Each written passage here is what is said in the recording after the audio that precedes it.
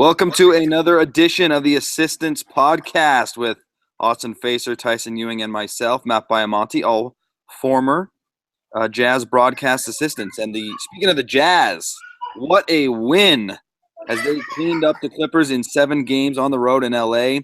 And I, for one, guys, after the Game 6 loss, which I thought they didn't show up, I thought it was over. Not very many teams, and unfortunately, I couldn't back this up statistically, but I couldn't find very many teams that had won 3 games on the road in a playoff series. So I didn't think Utah could do it, but they did it, and that was very impressive.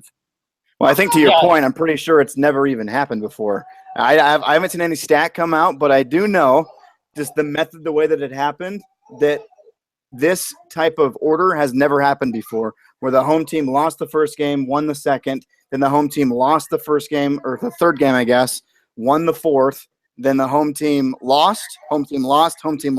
That's never happened before. That much I do know.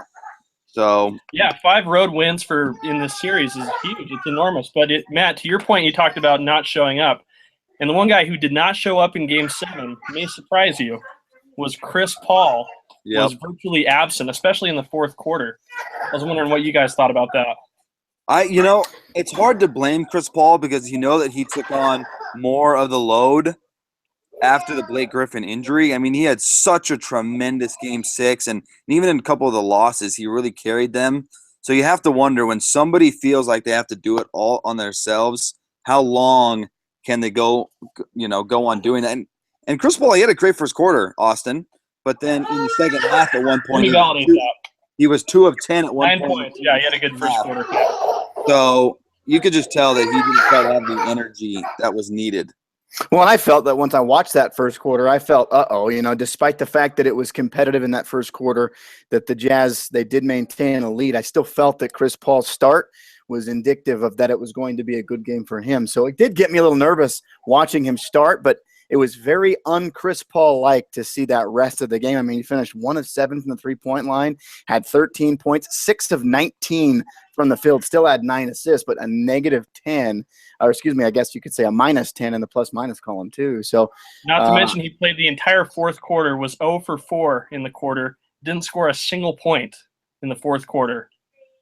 That's defense right there. I mean, that's defense. That's how you close out a series right there, when you shut down the other team's best player in the final 12 minutes. So I thought that was awesome by the Jazz. A lot of national media people have been talking about how this was more so the Clippers' collapse. But I'm kind of curious, guys, what your opinion is on why do you think the Jazz were able to beat the Clippers in 7, aside from the fact that they lost Blake Griffin? Because we all know, especially here locally, Utah was missing key people at key moments too. So I don't think you can chalk it up to just Blake being gone as why they lost. Defense. For me, I think the key to the Jazz victory is Gordon Hayward. And I know a lot's been made. There's a lot of storylines going on about Joe Johnson. Rudy Gobert's return was huge. But Gordon Hayward, in the 6 healthy appearances that he had, averaged 27.2 points, 8.2 rebounds, 3.3 assists, and was shooting 47.3% from the field goal percentage. He was the key to their victory. He played like an all-star, and that's why the Jazz are moving on to the next round. You know what I loved from Hayward too is he never felt like, I'm the superstar, I've got to put up an absurd amount of shots. Like today's line, 9 of 20 field goals, 2 of 3 from 3. He always played within the flow of the offense, and that's what really impressed me about Hayward is that at no point in the series did I ever feel like he was forcing anything. He was always taking what the Clippers were giving him, whether he was scoring more or not scoring as much. He played within the flow of the team and allowed other players like Favors tonight to play extremely well. And somebody that nobody's really talking about that did a phenomenal job in the series, aside from the fact that Derek Favors stepped up the way that he did. I mean, really the big names that you're hearing about is obviously Joe Johnson, Gordon Hayward, and Derek Favors stepping up. Obviously, Rudy Gobert's presence as well. But nobody's really talking about George Hill. I mean, you talk about the performance that he had today, 7 of 13 from the field, 17 points. But that plus-minus category, a plus 21 today. I mean, the guy has been solid. If you look at what he's done all series long, he's been extremely solid on the offensive end. Defensive end, obviously, he's been stuck with one of the best point guards in the league. But on the offensive end, he's been spectacular. Yeah, absolutely. And that's just the lift that they were looking for in the offseason when they signed him. He's been a guy who's been reliable. For the game, he averaged or he just had 2 turnovers with 5 assists. That's good enough to lead your team to a win. It's not a Chris Paul kind of night with 9 assists and 3 turnovers, but still, it's good enough to get the win, and that's exactly what the Jazz were looking for. They didn't have that kind of stability beforehand. Yep. And what I found interesting as well, sorry, Matt, to interrupt you, but what I found interesting as well is that every player, except for one, Trey Lyles, had at least 3 minutes of play today. So everybody was getting in there. It wasn't just a kind of a one-man show. It was everybody collectively trying to get in there and do. I guess Neto only had 2 minutes, but regardless, it's everybody getting in there, putting in some key minutes, and helping the team as a whole get the job done. I mean, obviously, I'm going more so off of today's ball game than the rest of the series, but I mean, today's game 7 obviously crucial. And then playing every single player except for Trey Lyles and Joe Bollenboy. But regardless, Trey Lyles is the only one that didn't get any minutes today. I thought when Favors fouled out, they were going to have to tell Bollenboy to go put a jersey on. He was in the back. I thought that's what they were going to have to resort to. Well, here's the crazy thing, though, Austin, is I don't feel like they ever needed to because, surprisingly, you know who's gave them great minutes all series is Boris Diaw. He gave them totally great minutes agree with that. And statistically speaking, he was one of the best offensive and, surprisingly, defensive players in the entire series for Utah in terms of efficiency. So Boris Diaw, another one of those bench players who really stepped up for Utah.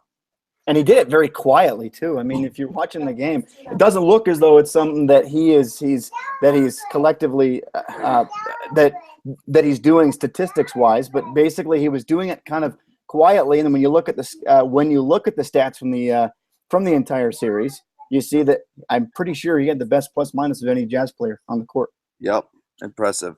Before we move on to the upcoming challenge against the Golden State Warriors, just quickly, guys, what do the Clippers do? Where do they go from here? That's 5 series in a row that they've lost when they've had a lead in the series. So I think it's safe to say over a large body of work that this isn't working for the Clippers.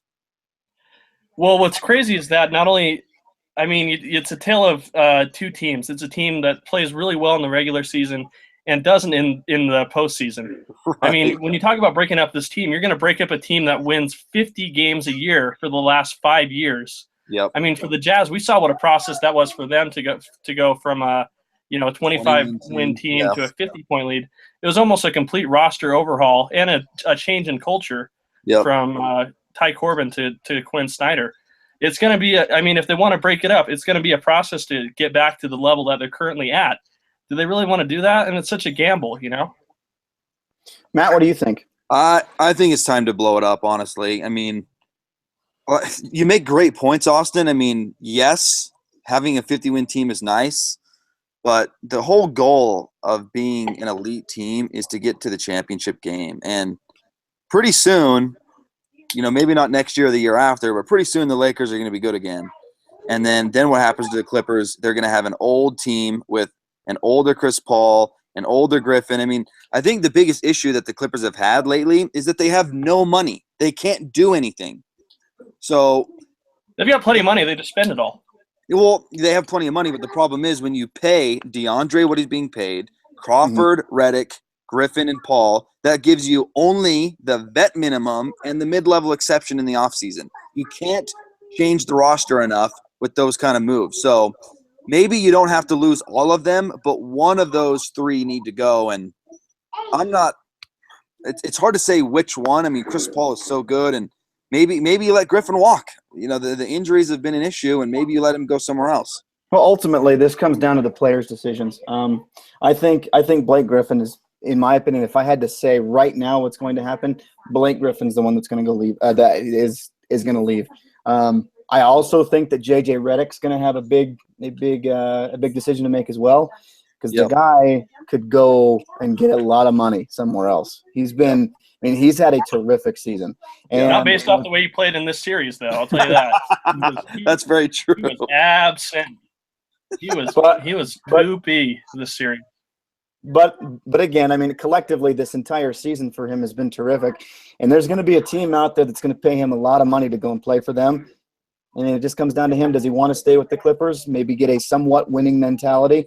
Or does maybe a team maybe a little bit lower down offer him more money? Or is there a team out there that's going to be more of a contender that will pay him a little extra to go out there? Or is there a team in the same arena who will gladly pick him up and then send Julius Randle over to Indiana? Wink, wink. Look at these scenarios. All right, guys, let's go into the next round. Jazz and Warriors. A lot of people don't have the Jazz going very far, but there are some interesting matchups in this series. Let's start with you, Tyson. What do you think the Jazz are going to be able to do in this series against Golden State? For me, this one's simple. The Jazz match up really well with the Warriors in the sense that they can basically run at their own pace. If you remember the game they played against them, yes, they didn't play the fourth quarter. I'm talking about the starters for the Warriors. But that entire game was controlled by the Utah Jazz. And they were missing, if I remember right, 2 or 3 starters in that ball game, but because they controlled the pace. So I think really the key for this series is for Utah to control the tempo. Yep. Yeah, Tyson. Yeah, you're absolutely right about Tyson. By the way, in that game, the Jazz were missing Hayward, Hood, and Favors in that game. And of course, Golden State played without Klay Thompson, but you were right on with that. I think the thing that's going to be really interesting is that this team, the Warriors, really haven't had a good look at the Jazz all season. They've only played 3 times. Right. But in all 3 of those outings, the Jazz have missed significant personnel. Their first game, which was December 8th, was a 106-99 win for Golden State. The Jazz played without Hayward, Hood, Hill, and Favors. And the star of that game was Joe Ingles, who had 21 points. And Gobert had a career-high night that night as well. But they played without 4 of their main guys in that rotation. The next game, they were without Hood and Favors. Hayward only had 6 points that game. Mm-hmm. So they didn't see Hayward's best. Hayward has struggled against the Warriors this year, Austin. He's shooting well below 40%. Well, he only played 1 game with against the Warriors. Really? Yeah, he only played 1 game, scored 6 points, was 0 for 6 from 3-point line.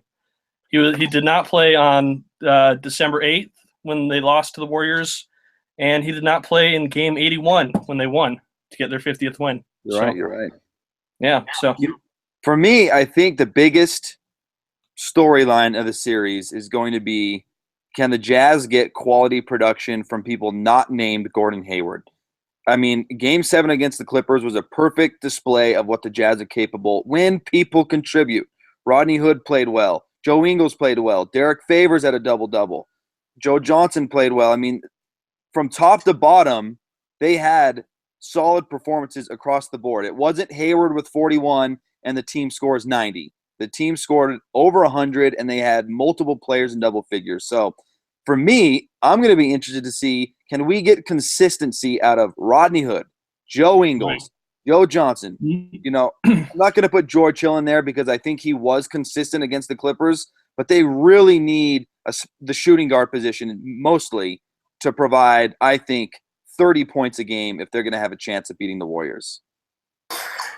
I want to kind of talk just quickly about matchups too. I mean, when you think about how the Warriors match up when they go to really their lineup of death, I believe they put Draymond at the 5.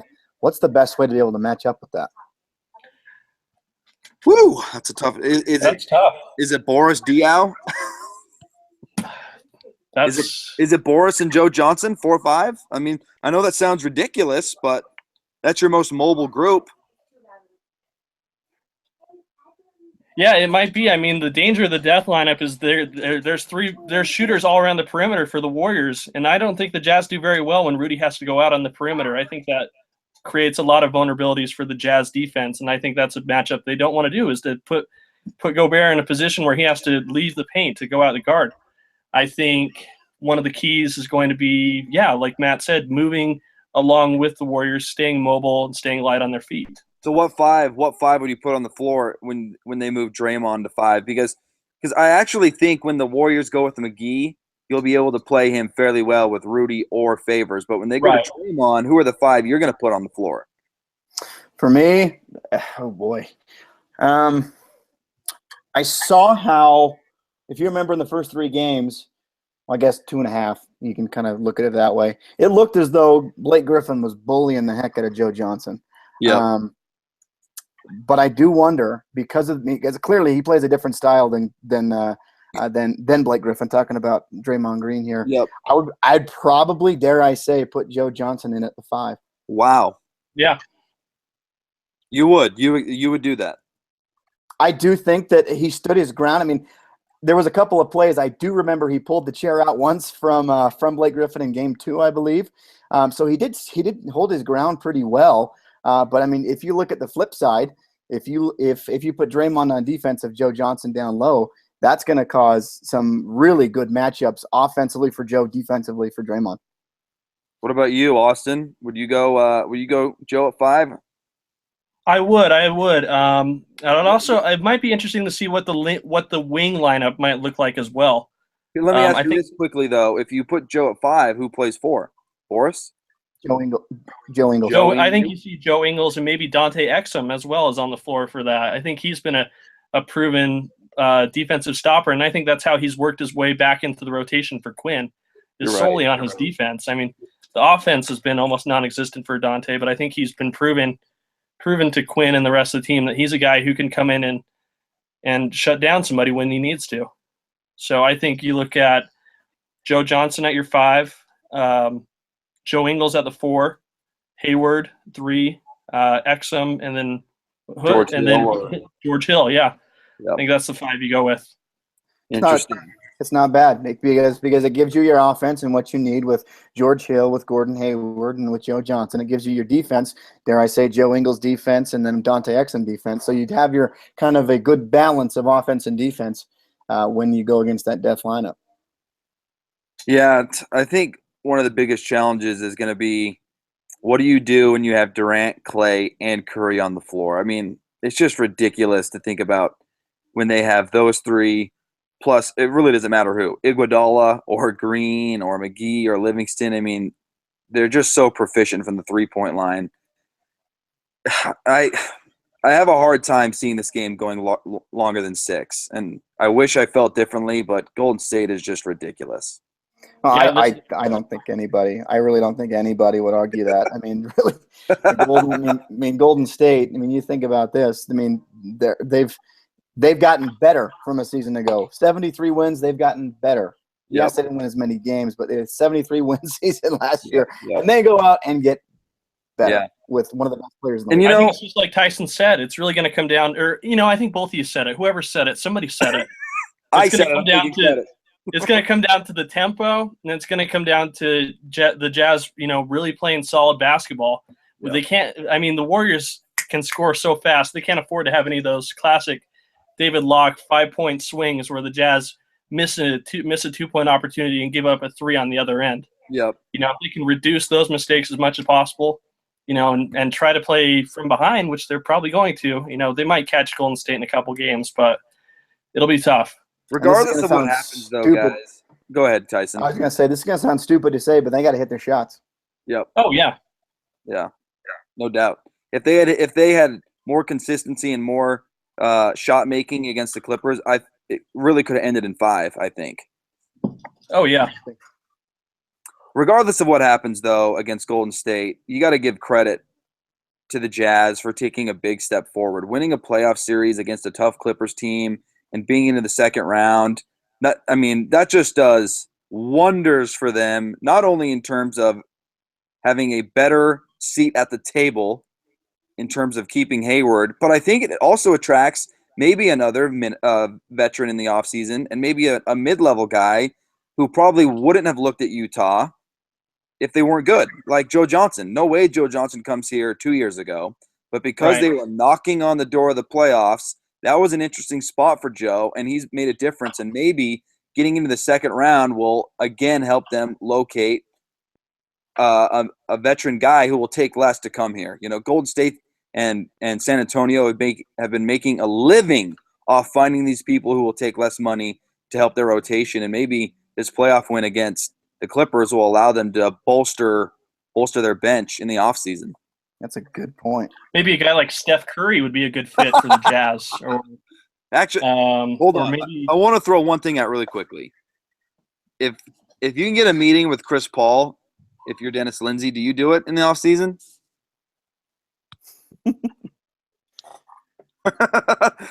I know it sounds ridiculous because we all hated him for 7 games, but Chris Paul, with what the Jazz have now, that could be enough to put them in the Western Conference Finals, in my opinion.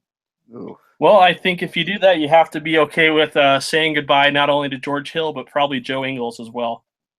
That's hard. That's hard to do because after Yeah. this series, I'd rather say goodbye to Rodney Hood. No offense to Rodney, but Sure.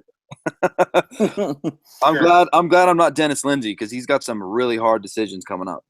Yeah, that's a tricky one. That's a tricky one for sure. All right, I think we've covered the Jazz well enough before Game 1 on Tuesday night.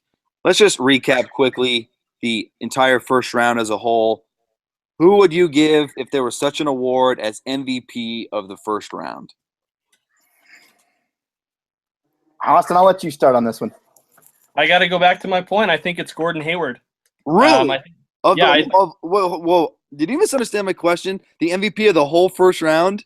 no, you were including all 16 teams in the discussion, right?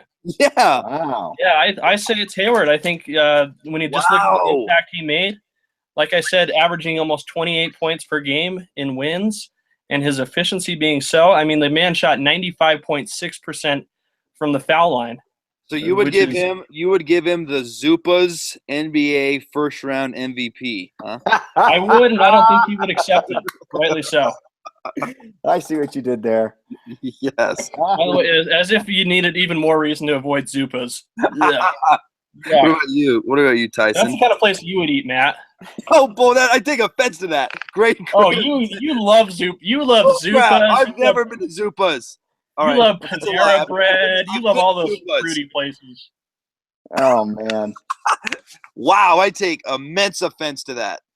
When you're not at Zupas, you're at Panera Bread or No, I'm at Taco Bell. I like Pizza Taco Studio. Bell. Wow. or Neaters. Look at you guys. They're all in the same family. All right. Let's get back on track. That's ridiculous. All right. This is gonna sound cliche, but I don't know how you. He only played 4 games, but I don't know how you overlook what LeBron James did against Indiana. Oh yeah. I mean, the guy was incredible. 32. I'm just taking note. I'm in a Jazz mood. That's all. Jeez. I mean, But yeah, you're right. You're right. you look at what James Harden did. That's impressive, yes. But look at LeBron James: 33 points, 10 rebounds, 9 assists per game, Yeah. and he swept the Pacers. Not to mention there was a game in Game 3 where they found themselves down 21, I believe. I could be I think it was 26. Oh, At one point in the third. So. even bigger, and then leading his team to that comeback. I mean, I don't know how you don't give it to LeBron James. He had 3 steals, 2 blocks, and he shot 54% from the field. So, Yeah. give me an Give argument. him the Zupa sandwich. Oh, jeez. I opened up a chocolate-covered strawberry with that joke, didn't I? You sure did. You know, I think I agree with you, Tyson, but honorable mention for me is Isaiah Thomas. Like, they're down 0-2. Granted, the Rondo injury definitely affected that series, but he was really consistent in that series. And then he had a great Game 1 today against Washington. And to overcome what he did and to claw out of a 2-game hole in which they had lost both home games. It wasn't like they were the what's the word? Not the opposite of favored. Somebody help me out. The Underdog. underdog. Yes, they weren't the underdog. They were the favorite.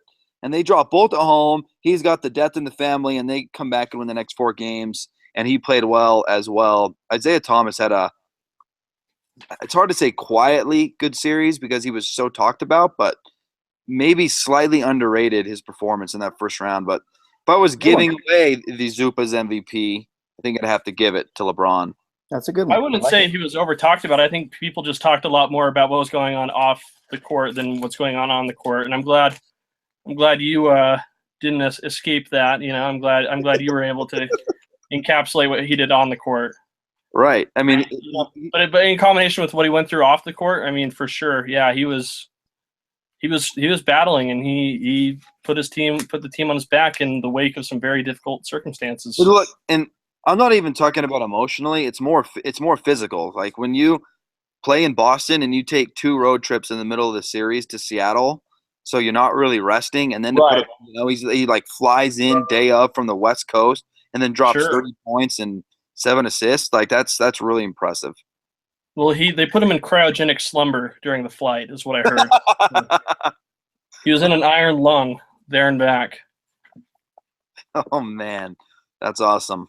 Well, oh man, I'm just so satisfied that that the Jazz beat the Clippers. The Clippers were, as you said so eloquently in the first podcast, they're just one of the easiest teams to hate. It's just ridiculous. Their antics and their behavior, specifically when Chris Paul loses the handle on Joe Ingles and then they get tied up and he like nearly kicks him in the head. He kicks his kicks his foot in the air, and it's just like these kind of antics, man. You can't help but hate them when you watch them. So I just would have loved to have seen what Trevor Booker would have done in that series. He would have been throwing bows left and right, ripping it up. Man, I miss that guy. Same. Yeah, before we go, so I was mistaken in reading the fact that the awards are going to be given away in June 26th, not April 26th, like I had originally thought. So this gives us an opportunity to talk about some more awards. And the award I want to talk about today is, who is your 2017 Coach of the Year? Austin, I don't feel like I'm ready to introduce my winner. I think it has to be Mike D'Antoni. Yeah, I love it. It just has to be. For what? I mean, that was just a brilliant move on his part, moving James Harden to point guard. He became the NBA's assist champion this year, and the team played even better as a whole as a result. They went from 41 wins last year to, I believe, 55 this year. Yeah, a 14 win swing is pretty damn good in any circumstance. Yep. And when they didn't really have too much of a roster overhaul, I know the pickup of Ryan Anderson was really big for them. But I mean, I think the most important move they made was hiring a coach. And when a coach gives you 15 more wins, or 14 or whatever the number is, I think he's earned himself the Coach of the Year award. I'm gonna second that. I would give it to D'Antoni as well. And there's a couple of things that he's not getting credit for, and this was more an MVP kind of discussion point that bothered me, but I think it does pertain to this award as well, which is there were players on that team that had rough seasons in the past that have had career years. Like, everyone now likes to think that Eric Gordon has been some all-star level shooting guard. That guy, for his whole career, has underperformed and been injury plagued. So he has not been someone who's been consistent. So I take great offense to the idea that Eric Gordon is some consistent borderline all-star player. That is not true. That his performance is directly related to the year that Harden and D'Antoni had. Another player, Absolutely. Clint Capella, looks wildly better than Dwight Howard, like immensely better. That I'm not going to say Clint Capella is not talented, but he certainly is a byproduct of D'Antoni and Harden, and I could go on with 3 or 4 other players. So what he was able to do to individuals play and to bring that group of misfits, with the exception of Harden, nobody wanted Ryan Anderson recently because he was making too much money and he was injury plagued, just like Gordon. He was able to bring a kind of weird cast together who Vegas did not have in the playoffs. I think I said that last week, but Vegas is a really good indicator of who is probably going to have good years and bad years. I know that sounds dumb, but Vegas correctly picked 7 of the 8 Western Conference teams this year. You know what the one team that wasn't? Houston, the Houston Rockets. So they had them at below 40 wins, and they're the 3rd seed. I mean, it's hard to argue with that. So it gets me fired up, guys. I want to know, being a Lakers fan, how painful it is to say that Mike D'Antoni is the 2017 Coach of the Year. Oh, man. I would say it was painful, but there's just so many other demons that are much larger than D'Antoni that I can't even dwell on that the Bus family, the kids squabble. But D'Antoni actually got quite a few players paid from his time with the Lakers. Jody Meeks, Steve Blake. Remember Uncle Earl Clark? He got a big deal when he left the Lakers. So Right. I actually chalk up his lack of success more to the personnel that he had. Dwight Howard was an absolute disaster at that time. Still is. Shocker. Wow. Isn't it weird to see the Rockets get rid of him and they all of a sudden jump into title consideration? No kidding. So Dwight Howard was a bum. Dwight Howard wouldn't do what Clint Capella is doing, and it's like, dude, Clint Capella is a double-double. He's just slamming in dunks and playing like, why wouldn't you want to do that? So, Well, I'm going to have to say Mike D'Antoni as well. Wow. But I want to give a different option as well, just because I don't think it's going to be a runaway race, even though I definitely think it's going to go to Spoelstra. To D'Antoni. I just gave away who my dark horse was. Who's it going to be? Who's it going to be? Oh. Mike D'Antoni will win it, but I think Eric Spoelstra has a wonderful case. yep. Sure. What he did midseason was really, really impressive. But I think the only negative against his campaign is there was that disastrous start that D'Antoni didn't have. But I agree. Spoelstra had a great year. And let's not leave out the local guy, Quinn Snyder. Just because Quinn didn't win 20 more games or something, that guy has brought the Jazz out of obscurity back to being a fringe contender. He had a really great year too. Jazz are in the Elite Eight of the NBA playoffs, baby. Woo! Wow. Good look. It's a good look.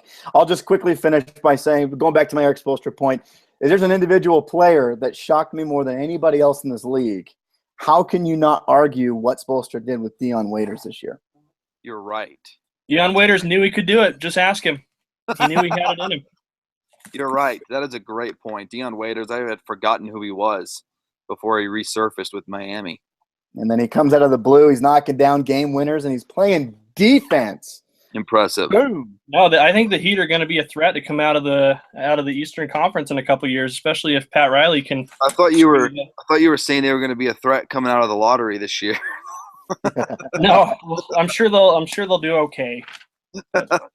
All right, guys, we should probably wrap up there. But looking forward to the Jazz Warriors series, and we'll check back in early midweek after we see a little footage.